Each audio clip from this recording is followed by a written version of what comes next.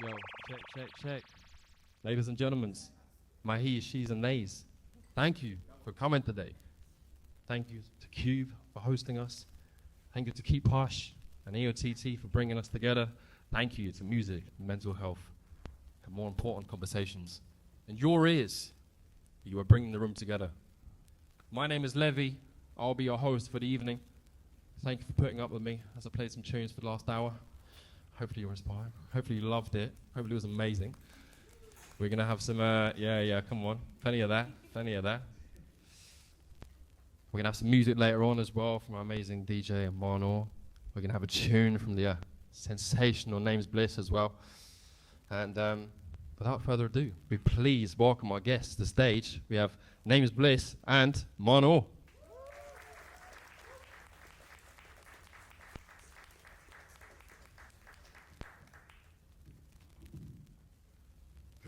Well, first off, we have the amazing Namesbliss, who is a UK rapper, 2026 MOBO nominee. Woo! Known for his lyricism, energetic delivery, and thoughtful storytelling, one of the leaders of the new grime age, who blends the raw root of grime with themes around identity, growth, life as a youth worker, and lived experience with ADHD. And then we have Mahnoor as well, a DJ, culture marketing strategist, and founder of Supper Club, someone who cemented her cultural authority across music, social impact, live events, and more, amplifying global culture at Ministry of Sound and architecting activations like 2025's Red Bull Culture Clash. Meanwhile, more recently with a focus to raise awareness of ADHD amongst women, particularly in dance music. Beautiful. And then there is myself, Levy, and I'm a creative, a DJ, and founder of eott, who's worked with Mind, Public Health England, Elijah, and the North Face. I'm a future creative leader at Lighthouse, and a part of the marketing and mentoring teams at music charity Audioactive, down where I'm from in Brighton as well. I have a keen interest in the intersection of music and mental health, and simply, I want conversations to be more familiar, less daunting in the music scene. And then you can get, there we go. Come on. So thank you for Keep Hush and Qube for supporting that and supporting our endeavors. It's truly an honor to be sat beside both of you. Now, today's talk is called Being Neurodivergent in Music. And I must preface that and say actually we are specifically focusing on ADHD as the lived experience of our two esteemed guests here. And just to give a quick introduction as well of neurodiversity, and we will get more into the personal experiences with it. But as far as Mind is concerned, the charity, neurodiversity is the idea that people's brains naturally work in different ways. It refers to the range of differences in how people think, process information, behave, and experience the world. And it should be noted, though, that it's not something being wrong. It's more about difference than it is deficit. And it's also not one size fits all either. Everyone experiences it in their own way. And it can include things like ADHD, autism, dyslexia, and other ways of thinking. And some common traits may include difficulty focusing or staying on task, being easily distracted, impulsivity, restlessness or feeling constantly on the go, difficulty with organization or time. However, on the flip side, it can also bring hyperfocus. Could be a good or bad thing. High energy, creative thinking. And so, now we have two people with us with the lived experience of it and are about to touch the microphone and share those vulnerabilities / strengths with us. So before we start, please, for their powers and their vulnerabilities, please make some noise for Namesbliss and Mahnoor.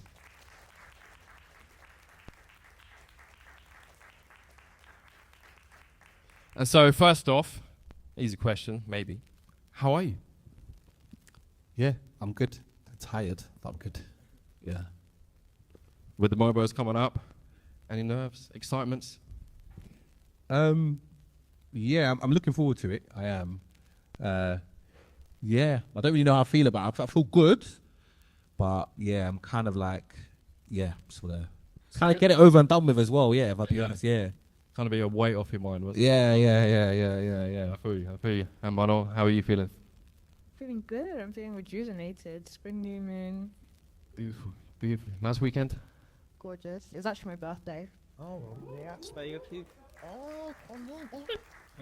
Enough clicks, man. Enough clicks.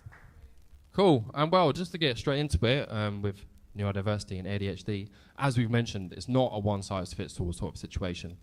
But if you could please tell us a little about how it affects your life and day-to-day life.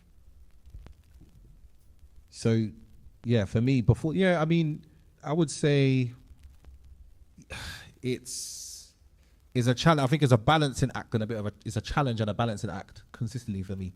That's what I'll say. So there's a lot of thinking about, okay, how am I? Oh, come on. Yeah. Jeez. Balance that. There we go. You know what I mean? Wanted to say it. Vibes. That's metaphorical.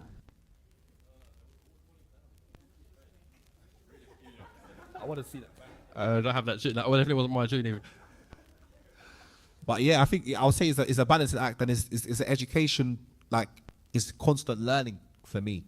Understand? I think it's like learning. Okay, how do I respond to certain things, foods, stimuli in the environment, sounds, etc. How does it impact my relationships? It's constant learning, I would say. I think when I was younger, like when I didn't understand it, like when I was like through school and stuff, I was just like moving, going with the wind type of thing. Like it was I didn't have a diagnosis, so there was an element of I didn't understand my behaviors, but my behaviors were leading me. Whereas now there's a lot more introspection, thinking, and like intentional learning. I would say, yeah, it's like a job.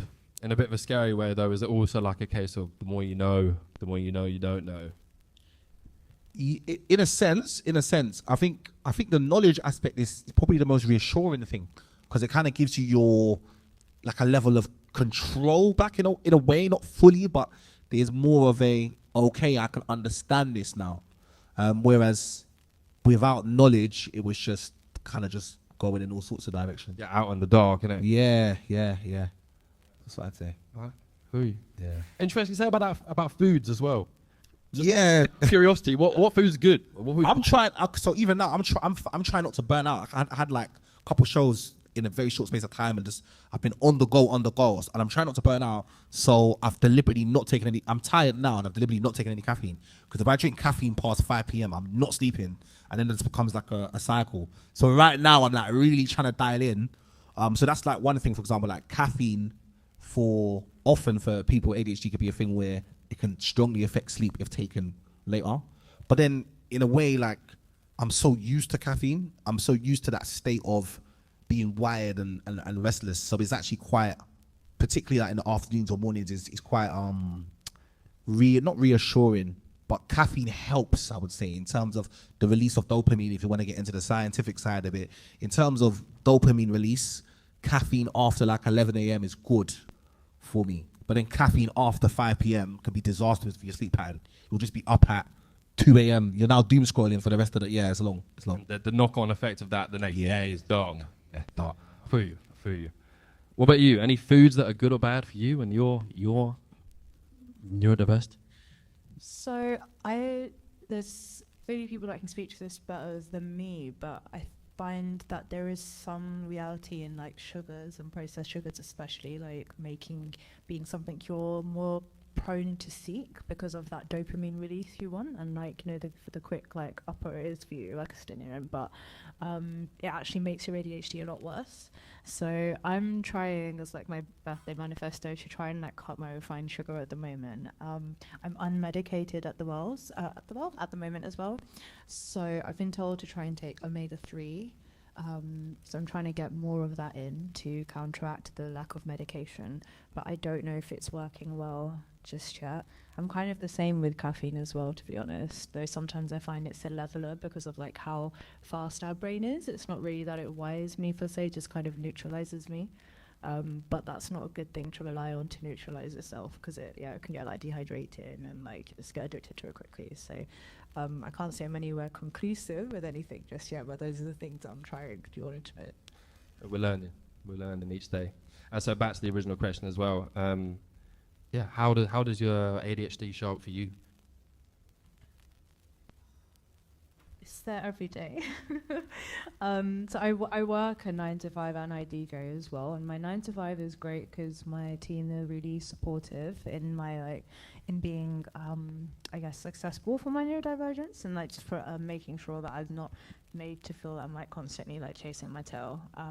But time blindedness definitely comes into that sometimes. When you have ADHD, sometimes you can lock into things and hyper focus a lot. You don't realize where the time goes, and then other times you're just really ambitious with your time. So I'm just yeah, I can do these 4 things at once, and then I don't, and then I'm there so hyper focused. I'm I need to finish this, and then I find myself working till 8, 9 o'clock, just because I've been locked in, and then I'm tired. Working in the creative industry as well, this was said about burnout, it's so easy to get into that if you don't put your own boundaries in. I find that plays in a lot into what I do. I find myself just wanting to do it all, because with that ADHD, you're mind. Someone said to me actually that it's not a deficit of attention, it's almost you have too much attention, and my mind's just going everywhere. So yeah, I get you have to really kind of acknowledge it, and I guess understand the pattern quick enough that you can prevent it happening the next time you see it. So yeah, time blindedness, impulsivity, what's being late to things, yeah, time blindedness. But also I think a lot of creativity as well. I do find that it helps me think of things in a different way, and I used to find it frustrating before, because I was oh, I like that, not being able to think other people do, or reaching the same conclusion that they do. But I'm learning to lean into it more and kind of unlock what that perspective opens. Love that. Well, that's a good segue into my next question, to be fair, about it potentially being a superpower. And I know it's a bit of a unsure one, and some people don't like it being referred to as that because it's not a good thing. It shouldn't be wished upon anyone, However, I think it's potentially a glimmer of hope for some people that maybe do experience it. And so, with that in mind, what are some of the positives it might bring you, do you think, your ADHD or / neurodiversity? I think to echo your last point about what it does in terms of thinking, I can relate to that fully. I think I owe my career to that, to be fair, because thinking outside of the box and pattern recognition and making, collaborating with different sounds and seeing things that, often neurotypical people don't see. And I certainly went through that period of time for the first couple of years of my career where I just felt misunderstood, because I would be telling my peers and stuff, why don't we do this and get this sound and do this? How would it sound? And I was really into that, pushing boundaries in that sort of way and seeing things outside of the box. And I think in then taking those steps and doing that and executing that, I've then seen certain doors open and certain successes from doing that. But yeah, if I didn't have ADHD, I'll be honest, I wouldn't have been thinking like that or making those connections or having that type of pattern recognition in my brain. I think in terms of the superpower thing, I think that's a bit of a slogan or tagline that people try and use. I do think I agree with you. I think it's quite reductive in terms of calling it a superpower, because there's so much more to it.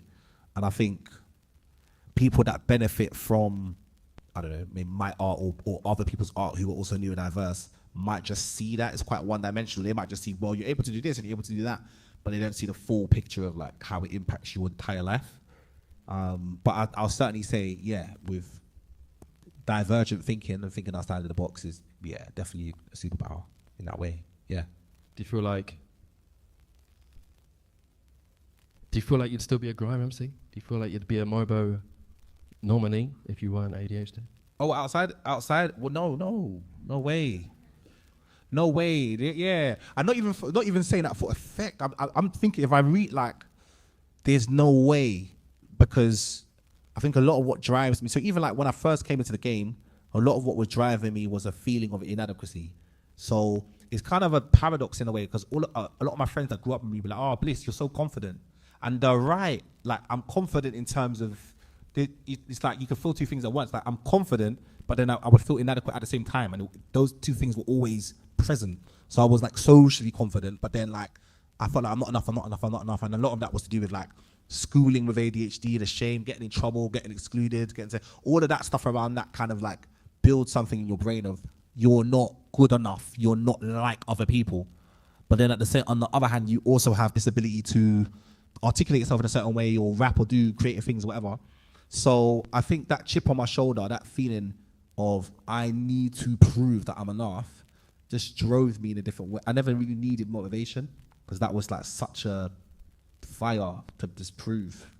Yeah, I wouldn't have had it otherwise. I feel you. You're singing a song so true to me, to be honest, man. And it's kind of quietly heartbreaking. I feel in myself when I've thought that, and because I definitely owe, I think, a lot of my creativity to my neurodiversity. But there's times where I'm like, I wish I never had it. Do you know what I mean? Because it's just such a weight. You know, there's days where I'm like, I'd almost like allow the beats if I could have just had a normal brain. Anyway, but you're, I feel you, bro. Yeah. What about yourself? Yeah. What about you? Can I just say it's really beautiful that obviously you're like talking about it so people like Levy can actually experience it and other guys as well, because 10 years ago if people weren't doing that, it's so nice to see like adults understanding themselves, articulating themselves, and then taking people on that journey with them. So yeah, really cool. In terms of your question, which I'd like you to repeat. Yeah, we've gone on a while now.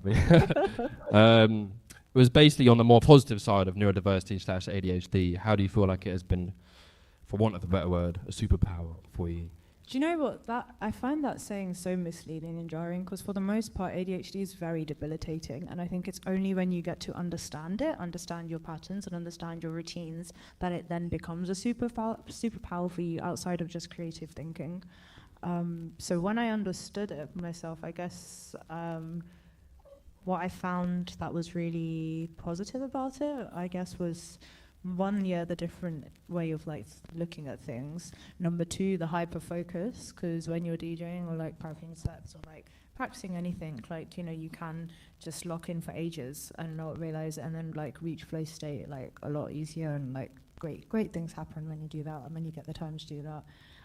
But I also think in the journey of like learning more about my ADHD, one of the superpowers I've got from that is just having more empathy for people who are different to me, and understanding that their brain's probably different in X way. Like, it's all good and well to say, oh, we're all different, but when you're met with people's differences, sometimes you don't respond to it in the way you should. So having that understanding, empathy, and grace for people who are equally different to you, I think, is a real like positive thing to have, because I don't think we have enough of that at the moment.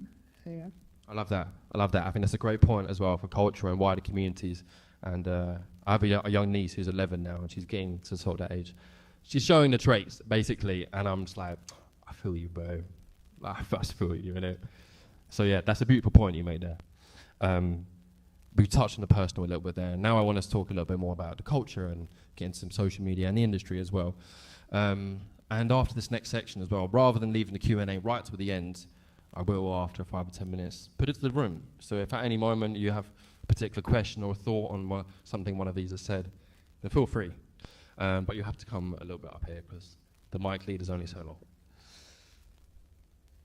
And so I've been unsure about whether to word this question in this way, to be fair. But it's regarding how I feel like ADHD can become a trend, basically, and it's potentially become a bit of a buzzword. And neurodiversity is talked a lot up in culture today, and I'm just going to say it. Is it cool to be ADHD? Yes, please. I think wow.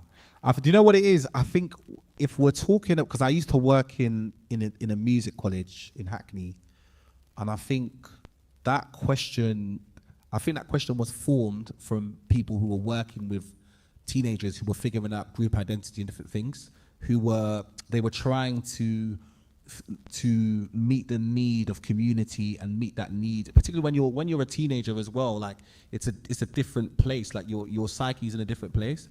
I don't think that I think with adult ADHD, it isn't something that I would necessarily wish on myself, type thing. I think that there may have been instances where, isolated instances at that, maybe like a small percentage of people who might have wanted to take labels as a form of wanting to belong. That might be a small subset of people. But I think that's then blown up into a thing of like, is this something that people are just tagging on, you know, in order to be cool and a trend? And I also think the reality of it would be closer to if there were way more people that were undiagnosed than diagnosed. First of all, there were more people that were undiagnosed. And if there is now a 10% or whatever over index now, there were people that are rightfully diagnosed that otherwise wouldn't have been diagnosed. So I see it as to a degree, I almost see it as a minor issue in that sense. Even the people that are saying, oh, well, more people, you know, well, there could only be, I see the positives of the fact that there's more information available now. There's more of an understanding. There's less of a stigma attached. There's more empathy for it. There's more tools online. Like, there's more positives I can see with there being more information readily available than the other way. But it's also, I'm answering it like that, but obviously my knee jerk is just quite angry. You know what, like, my knee jerk was like, what? Like, but at the same time, there are people posing that question. That is a real question now. And I also think, to even say to your point about people that are different, so like I engage, like when I was working at the college, it kind of really exposed me to being exposed to people that don't think like me. So there are people that will ask that question out, and it's not from a place of malice. They're just noticing there seems to be an uptick in this. Why? So almost like seeing it through that lens. So yeah, that's what I would say. That's the refreshing answer. So thank you. Yeah. What about you? What do you think? Yeah, I'd be inclined to agree. It's like 10 or so years ago when people were asking if everyone thinks having depression is cool, and it's like, have you had depression? Like, what? In a similar way, like it's just that people are waking up or having a lot more information around what being neurodiverse is, or like that, the fact, like you said, everyone's brains are different, but it's then getting more attention. Like, where did you get that from? Like, 'cause that neurodiversity is cool. Like, is it, 'cause if it's a newspaper or something, you know what they're trying to do, which is just like get all these like seniors respectfully to be like, oh, you know, these kids, like as you said, like young kids trying to find their identity through these kind of like group words or like group hive mind type shit. But it is, I don't think it's become cool. It's just that, yeah, there's a lot more awareness around it, really. There was something else that I was going to say on that, which I've forgotten, but I'm sure your question will come back to it. Yeah, the place it came from was a fear of mine, basically. I don't think it's cool, for certainly, but, you know, I fear or have a concern that maybe it gets romanticized too much through social media, you know what I mean? This is what I was going to say. I do feel there are certain people that kind of like invalidate the experience by pegging everything down to ADHD, and I think sometimes they do both themselves and the wider community of people who have it a disservice in that way, because you're then not taken seriously with it, or you know, and just you may have instances where like people are constantly like labeling the bad traits or like the mishaps to ADHD, and it's like sometimes it is the case, but it just kind of like gives you a bit of disrepute which you don't want, and that's when you get people asking if ADHD is cool. Thank you both. They're beautiful answers. It's not cool, basically. I also want to add to that as well, though. I think on the social media one, there is that element of opportunists as well. There's opportunists everywhere in every sector. So some people understand that if they focus on almost like creating a persona or a brand that fuses the neurodiversity with the brand, because there's an understanding that if they do that, there's, you know, an uptick on the algorithm. You could build a community that way. They might want to serve that community, but then some people are sinister. So like not everyone is going to be doing it from that place of I want to serve the community of people that have ADHD. Some people are going to be doing it because they know that it's a way that they can build a platform. And then I think also we're also quite lazy with our speech. Like, and when I say we, I mean there's people that will be like, I don't know, they might forget something one day and they'll be like, oh, I'm so ADHD today. And now you've trivialized it because you're just saying that. But enough people do it, so it becomes a thing where people just say, as long as people do that with depression as well. Oh, it's my depression, and like, where it was like, no, that's actually a condition. It's a clinical condition. It's not just something you could throw in. And I think there's that, it trivializes it and weakens it. Certainly, yeah, that's where the question comes from. And yeah, it's not fun.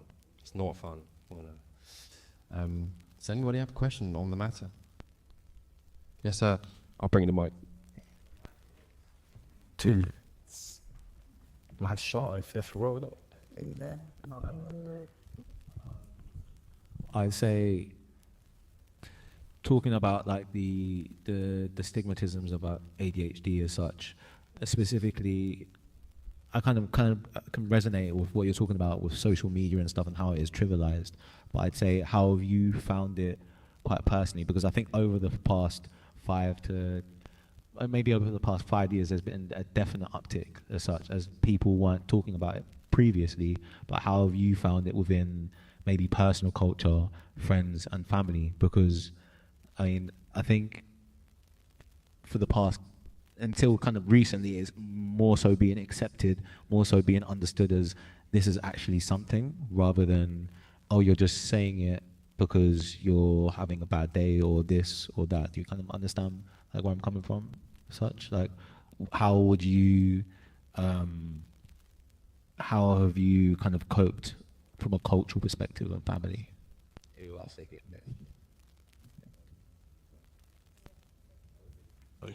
For on social media or in general? In general, with the uptake, with the fact that it's been spoken about more in the last 5 years. Well, I found that again, the more conversation around it has meant that people are aware of it more, in the sense that they wouldn't be before. Like, I got diagnosed 5 years ago, and like for my own experience with my family, who are like South Asian and don't really think about these things, it was like, what do you mean? As a woman especially, my mom was like, what? Girls don't get that. Like, what, you're not like, you know, you were never in trouble in school, like, you were the gifted kid, what? And I was like, that's how it shows up in women. Like, you know, you mask, you overperform because you have that like internal, I'm not good enough, I'm not as good as anyone else, so you try and like, you know, just stay and make up for the differences that you have. So it was I think for me, I found that more conversation around if it's coming up on her algorithm and stuff has actually been good for my relationship with the people around me in terms of them understanding me. But then on a like macro level, I think to your point again, like there's so much around it that to an extent some of it has been trivialized. And there is, I think, in the absence of like actual diagnosis and like sometimes medical information, a lot of stuff that, like you said, opportunists like try and post to you, but like, you know, this is an ADHD trait or that's an ADHD trait. So I have found that there was, as much as there's been more knowledge around it, there's also been a lot more kind of like, I said, like fugazi knowledge, you know, like it's just these hairstyle stuff people are like saying to get like clicks and engagement farming. But I'll go on around about that another day. Yeah, I think for me, as quite similar. I mean, I'm Nigerian. I mean, for me, it showed up as getting in trouble in school and going to different schools, you know, and all of that sort of stuff. And I did feel a lot of shame about that, because my family was like, you know, why are you getting in trouble, etc. But I think once I got the diagnosis, there was an element of I was faced with a bit of a difficult decision, because it was like my parents didn't have scope for it, in the sense that when I received the diagnosis and I told my parents, I could see that they didn't have a room for it. And I knew it's almost like sometimes you have to pick your battles, because I was like, I could really go to town about this. At first I was very angry, quite hurt by it, took it really like personal, like, how could they not understand this thing? And then I had to step back. It probably took me a couple of months, that step back. It wasn't instant, but I had to step back and think, let me think about their upbringing and their culture and the generation that they are in, and how this information is going to hit their minds. And there is an element of like, when you're like above 55, in your 60s, you know, you have to be a particularly type of person for your mind to not be crystallized. There are people that are 60 plus who can, you know, be malleable and open-minded in that way, but that's not the majority, isn't like, come on. And I thought, okay, what am I going to do here? Am I going to like be at odds with them because they don't understand and can't see this thing? Even though my mum's a nurse as well, so she understands these things, like clinical stuff. And I think it just came to the place where I thought, you know what, they love me, they you know, what am I really gonna do here? This isn't gonna happen. And I just had to like get to a place of acceptance of like, there isn't space in the framework for it, but I accept them for who they are. It had to, that was it. And that was very long and difficult, but that's kind of where I arrived. They're not malicious. You know? Yeah, they're not malicious. They just don't have space for it.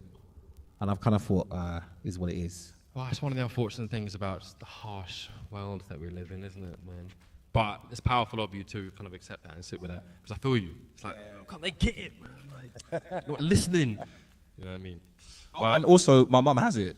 So there's that as well. Yeah, my mum called me one time. She was like, because my name's Biabaka. So my mum was like, Biabaka, I'm trying to do this thing. And she was like, I always forget. So she's 60, I think she's 62. And she always does her taxes at the last minute. And she goes, Biabaka, why do I always do it at the last minute? And I said, oh, mum, maybe you have ADHD. And I laughed. And she just was silent for a bit. And she said, but why do I always do that at the last minute? So there's that funny thing is like, you know what I mean? So it's because it's hereditary by and large. So there is that element there. So in a way that gave me a bit of warmth towards my mum because I was like, she's navigated, undiagnosed, come to a new country, been a boss, done this job. Like she's worked hard and got to the place where she's got to without any, you know what I mean? I had to almost be like hats off in it in my head. So I love that, man. I love that. Yeah. That's beautiful, man. Powerful. I'll put it to Ruben shortly in a sec as well, but I have one more question because you mentioned about some difficulties of, masking it. And I have a question here basically for both of you. In the music industry, do you ever feel like you have to mask parts of yourself to survive in the industry?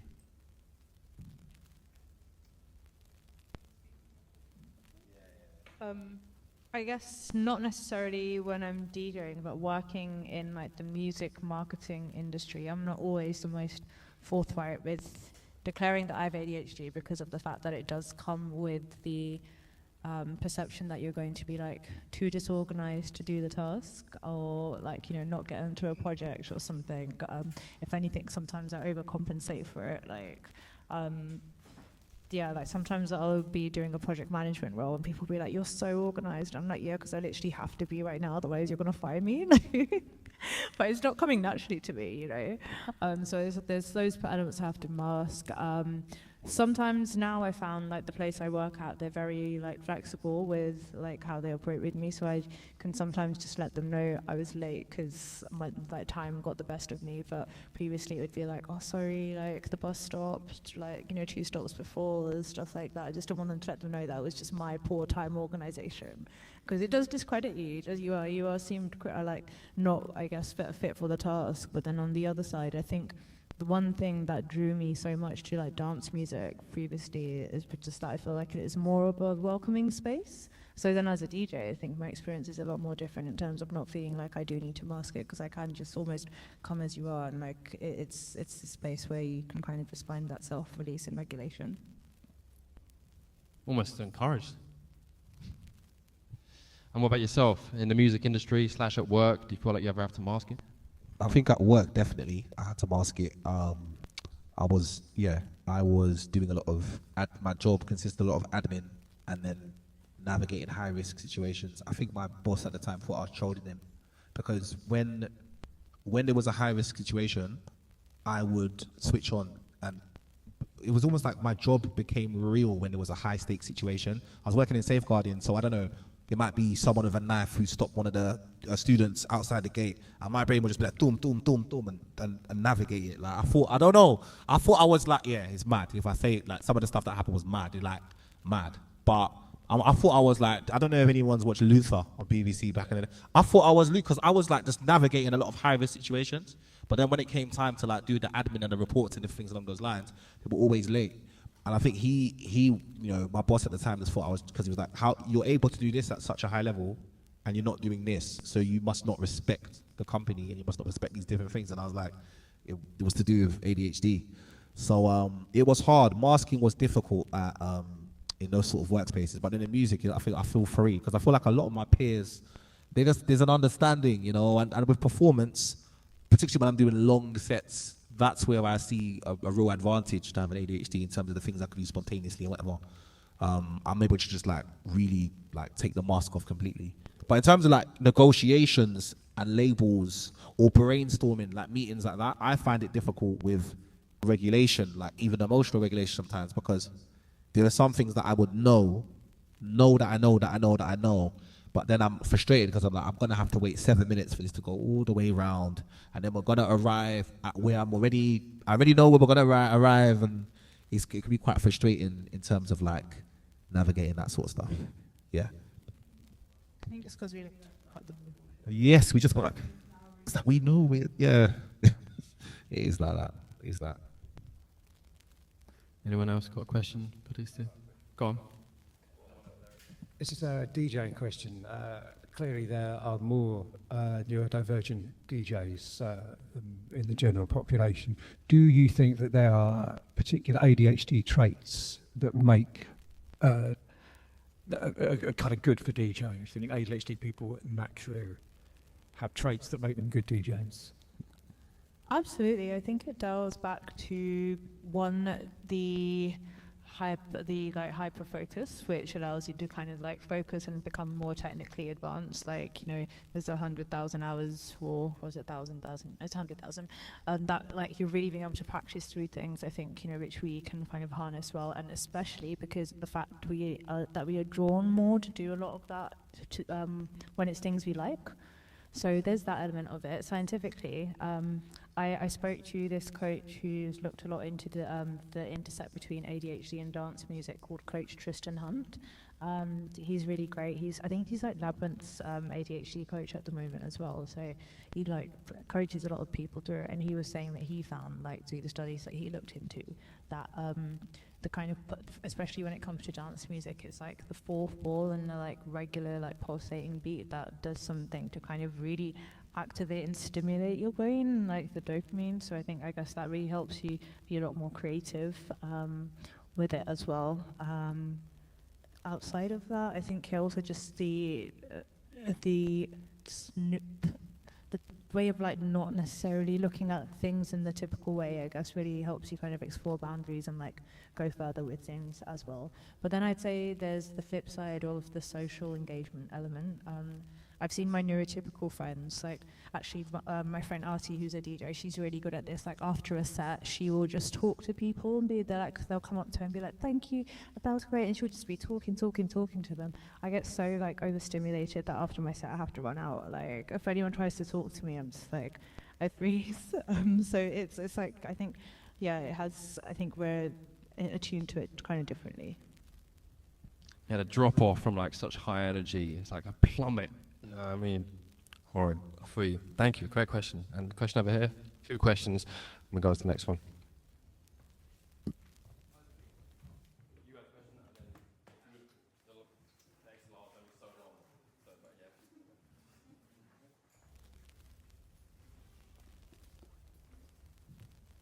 Hi, I have a practical question. I work with like music students, and I wonder if you have any advice for like time management when you have like the extracurricular.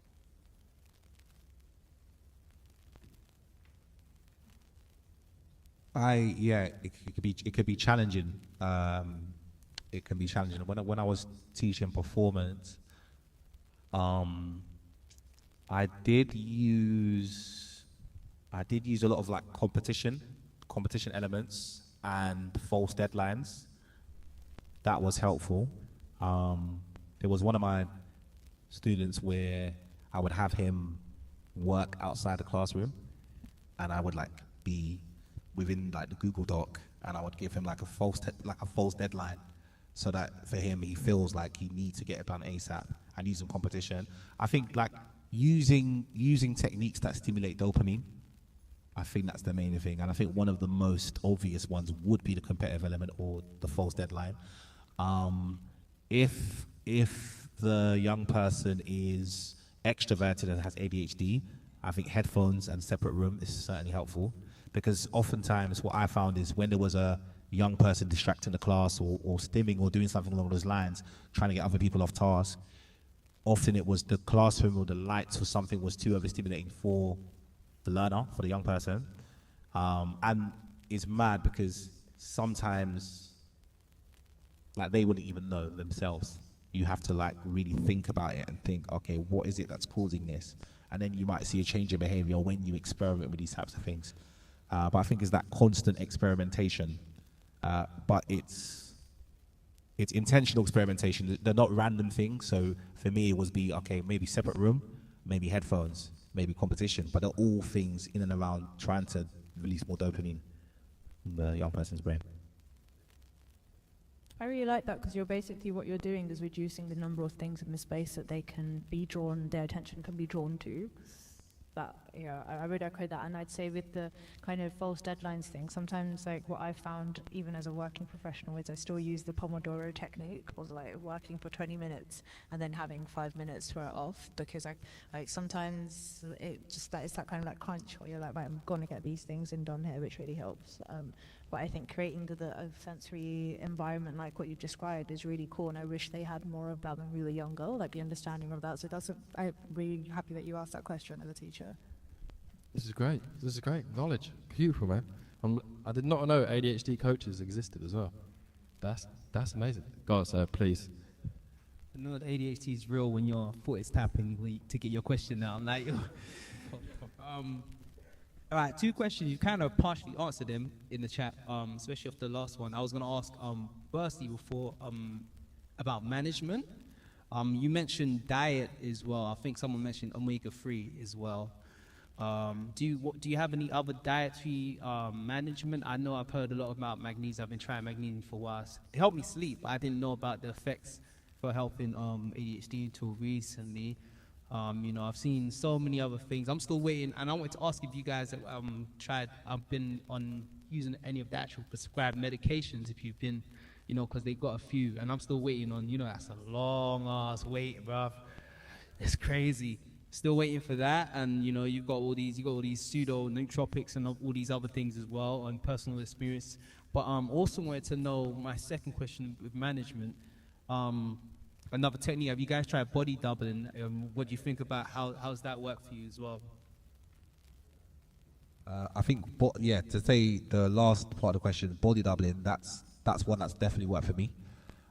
That's been helpful for me, and I've seen results in terms of body doubling. I think it just helps with that accountability, and really what it's doing is stimulating the dopamine in your brain, really, because you have that sort of external pressure. And I think with foods, I think there's one, magnesium is certainly helpful, like the 3 different types. I think citrate, I've got like a 4-pack, all the magnesium is in it basically. And protein, I think protein is really key in terms of helping with the dopamine receptors in your brain. It's really important, and hydration. But yeah. In terms of like our medication experiences, or we were just talking about this earlier, because we've both been medicated, but I was on Elvanzes when I first got medicated, and I found it like quite difficult to adjust to, because not to get too like scientific with it, because I also don't want to get this wrong, but for some of the medicine to work, you need to have enough protein in your body to kind of break down the amino acids in it, I think it is. And I was never like a big breakfast girly, so it was very difficult for me to change that habit to then have my medicine. By the time I would eat and be able to take the medication, it'd be like 4 p.m. when I don't really need it. So I kind of just stopped and was like self-medicating to like having a better diet. But having more protein definitely did help. And I think outside of that, just cutting sugars is that classic one, though I don't think it's actually been medically been proven, but I do feel like there is a correlation there. And then you were on Concerta? Yeah, I was on Concerta, and I mean, I felt like using that kind of took my spark away, I'll be honest. Kind of took my spark, like my energy levels felt lower, I just felt like flatter. I'll be wanting to make a joke and it just won't land the same way. I usually can do that.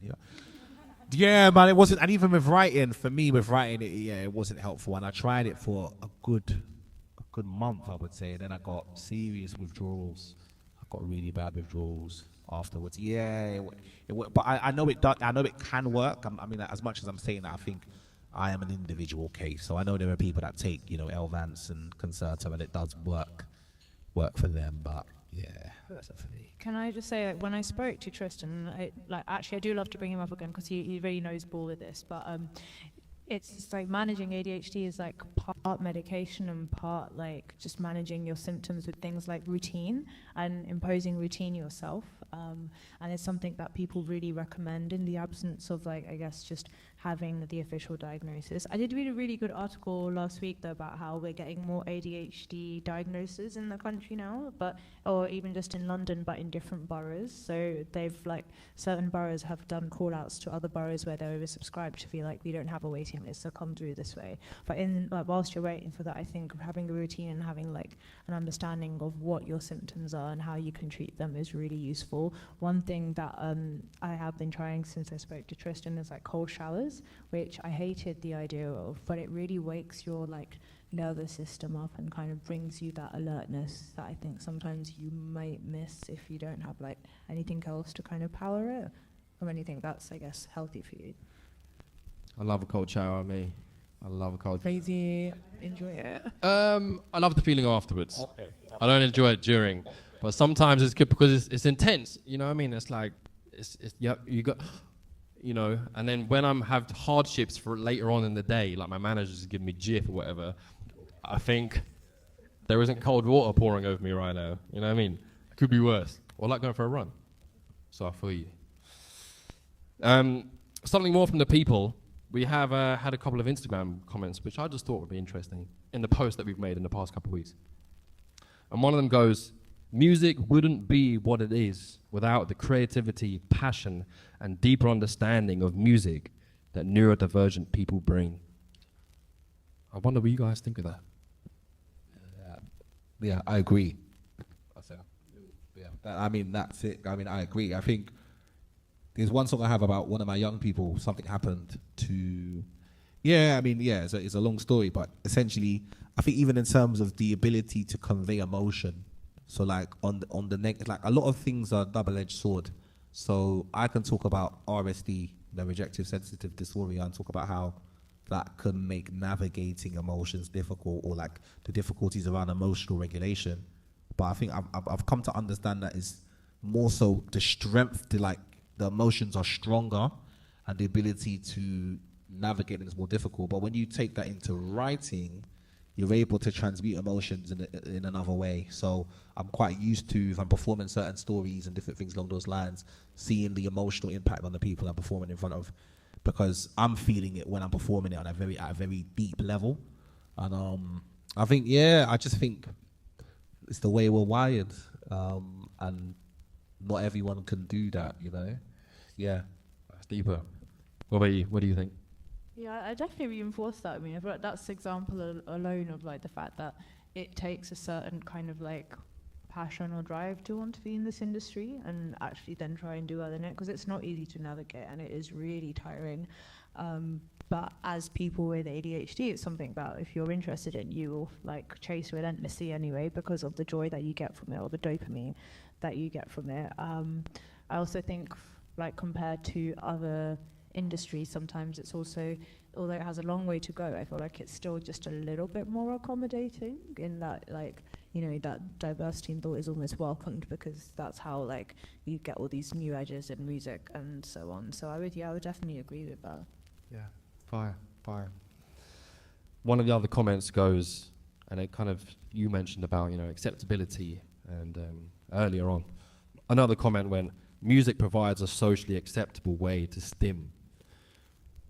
And for those that don't know, stimming is basically self-stimulatory behavior, and it's effectively repetitive physical movements, actions common in autism, but not just autism. And it's effectively used as a coping mechanism to regulate emotions, stresses, anxieties. And so, to remind you all again, there was a comment from one of our followers that said, music provides a socially acceptable way to stim. What do you think about that? Hell yeah. I think even some of my ad-libs are stims, to be fair. Like easily. Yeah, man, because I used to make up words in school. When I was in school, I used to make up words. So like, I can go off on a tangent. Let me shorten the tangent. Like I had someone asking me like, for like one-to-one, they wanted like a consultancy on like brand building and different things along those lines. Like, so how do you come up with like certain words and different things? I was like, I've always been this way. Because I was doing that in school, making up words, and then teacher would get vexed like making up a word, and then the word would catch on for like a week, and then it'll die out, and I'll be like, that was my, you know what I mean? And I'm still doing the same thing now, so I think it's definitely like Slims. Love that. Any questions from the room? Yes, sir. Probably got what's time for 2. 1, 2, 3. Cool. That's okay. Thanks, Mans and Namesbliss, for sharing your personal experiences. Thinking about your diagnostic journey and where you are now with diagnoses and on various tablets, I guess when you were children and you knew that there was something different about you, and that can either be like, I'm special, but there's something sick about me, like when you're murking it, and then there's also like, what's wrong with me? Why do I keep like messing up when other people don't? At some point, you obviously like started to label some of those traits as less about you and actually more like it's part of my syndrome. And like to what degree have you found the diagnosis helpful to think about those traits that you have, or unhelpful, if there is anything unhelpful about being labeled ADHD? I think for me, it took the shame element out of it, because I think before I knew like what I was quote unquote like, but I didn't have language for it or understanding of why. I think once I understood A was ADHD, but I think more importantly, once I understood the mechanics of ADHD, like what it is, in terms of dopamine, in terms of how it actually impacts the brain, I think it took the shame out of it. So diagnosis for me was helpful in that way, because I kind of grew up where like if I was getting in trouble at school and doing different things, it was seen. I mean, to be fair, it was bad. I can't even, like, if I look back now, it was bad because it was disruptive and it was a mess, really, what I was doing in school. And I was kind of like a safe haven because I was able to, like, navigate academically at the same time. I think on an offshoot point, which is mad, I think sometimes I look at culture, like when I look at, like, Nigerian culture anyway, like the drive on, like, being academic and stuff, I look at the pressure in my household, and I think now that I'm older, I'm thankful, because, man, like, if I didn't have that pressure, I don't know, if I didn't have that level of pressure of I have to do this, because I was getting in trouble and taking a long way home. I wasn't calm about it. Like, for me, I would get in trouble. I'll be thinking, oh, crap, like, this is peak. Do you know what I mean? But then I couldn't control the behaviors that were getting me in trouble. But I say that to say I sometimes see culture as, like, humanity's way of navigating things without the information. Like, sometimes I look at the intensity of the Nigerian culture on the academic side on me as someone who is neurodiverse but not diagnosed. I almost see that as, like, I don't know, nature's answer. Before we have all of the tools and information, I already had that pressure to lock in. But I also think that's a luxury belief when I analyze it, because you have people as well who may have ADHD and may also not be naturally academic. So there's also that side of it as well. But it took the shame away is what I'll say. I really like the way you put that. It's given me so much to think about that I haven't from that lens. But I think for me, I would say that retrospectively, I found that it really allowed me to have a lot more grace for myself. Again, like around like beating myself up around certain ways that I was and wasn't, and like, why it felt so hard to try and like, succumb to societal ways of being. But on the flip side, I think for me, it's actually confused me a little more, because like when I go back home, speaking from a cultural standpoint, like when you look at it in societies that aren't very Western, you would almost see it, like if you're looking at ADHD from our lens, you would see anyone in those spaces or in those countries as being like neurodivergent. Like I go back home to Pakistan and I'm like, you are all neurodivergent. But is that because I'm looking at it from my Western, like, European lens, which is where this diagnosis is formed? Is it just because, is it that, and also are some of our symptoms a response to like how a capitalist society operates? Would we be neurodivergent if we weren't in this kind of system? Would we be the neurotypicals? Like, it's really like made me. It's so weird, because honestly, right now, to your point, in our society, in our cultures, like on, like, within Nigeria, West Africa, South Asia, we don't like talk about it as much. But if we did and conducted the tests that that were done over here, like, would the findings be any different, or would they be described with such detriment? as they do now, you know. That's my answer. Yeah, damn. Thank you both. Thank you both. Two more questions. Yeah, yes.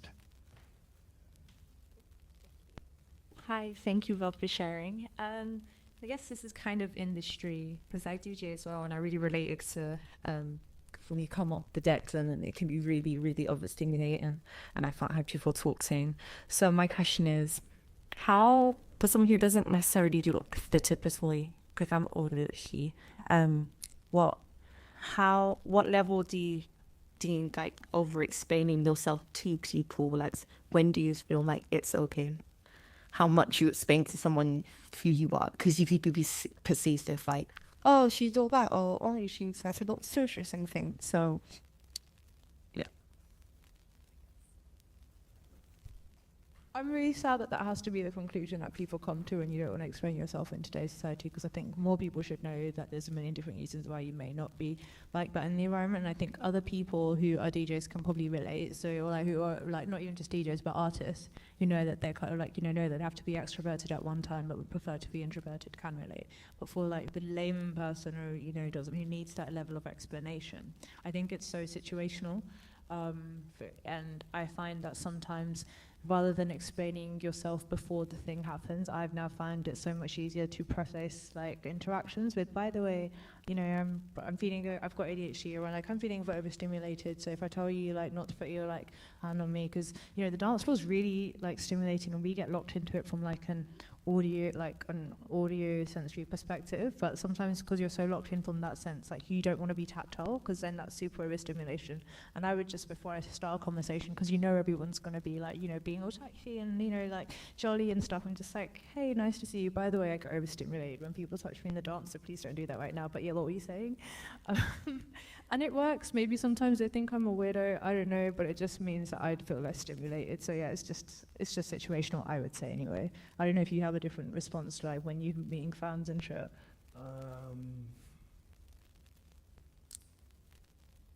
No, I think I think if I'm overstimulated, I'll just say, oh, I've got to go or something. I'll just say that's because it's not always.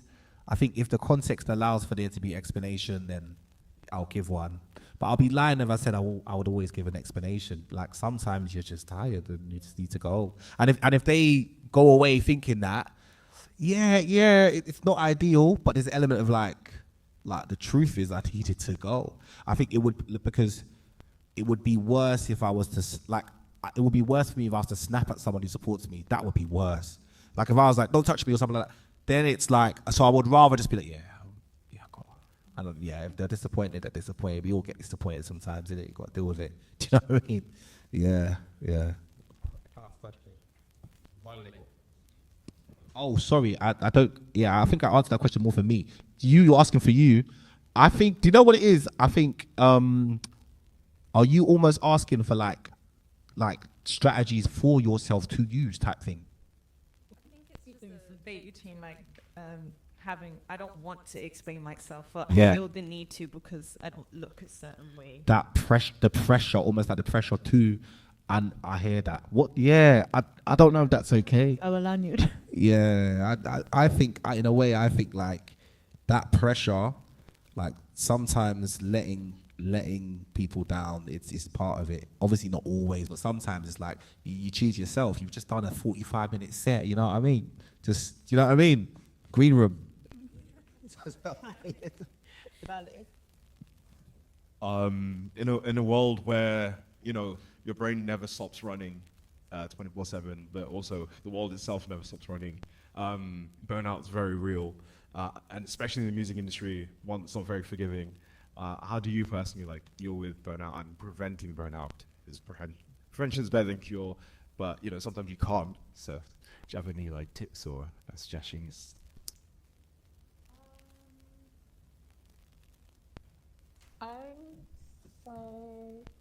Movement.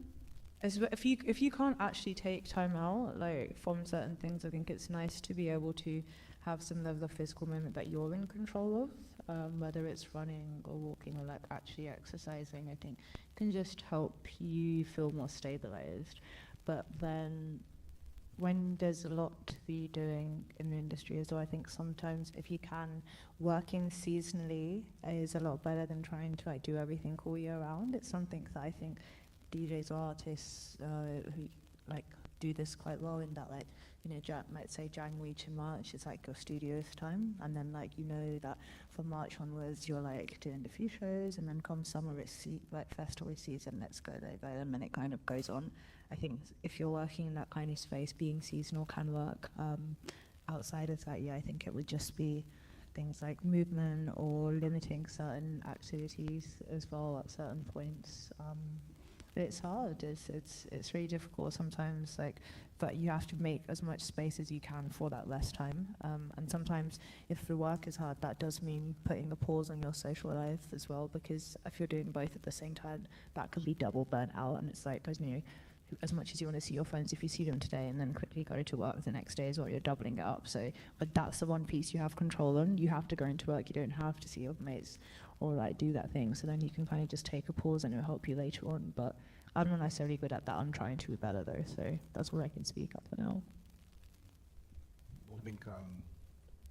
I think it's something I'm certainly navigating right now, and I'm learning, particularly when things like pick up. Like when you're thinking about festival seasons around the corner, and if you're already like tired and it's not even started yet, it is difficult to navigate. I think gym has been helpful for me. So like going to the gym, you know, trying to like go at least 3 times a week. That's been helpful. But I also think delegating as well. I think that's something I'm learning now. Delegating, and it's difficult as a creative when you have like a vision and stuff. It's difficult. But I think that's the biggest thing that I'm learning now. Like particularly when you want to like scale and stuff. Yeah, delegation and doing that. Yeah. Basically not trying to do too much. Yeah. And knowing where certain things don't need to be done at once as well. Because as people with ADHD, we want to do it all. And I guess it's just trying to be more realistic with your expectations. I think really does avoid burnout too. There we have it.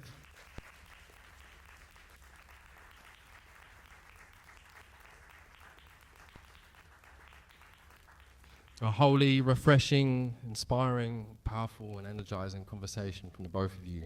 Thank you both for your vulnerabilities and sharing your experiences.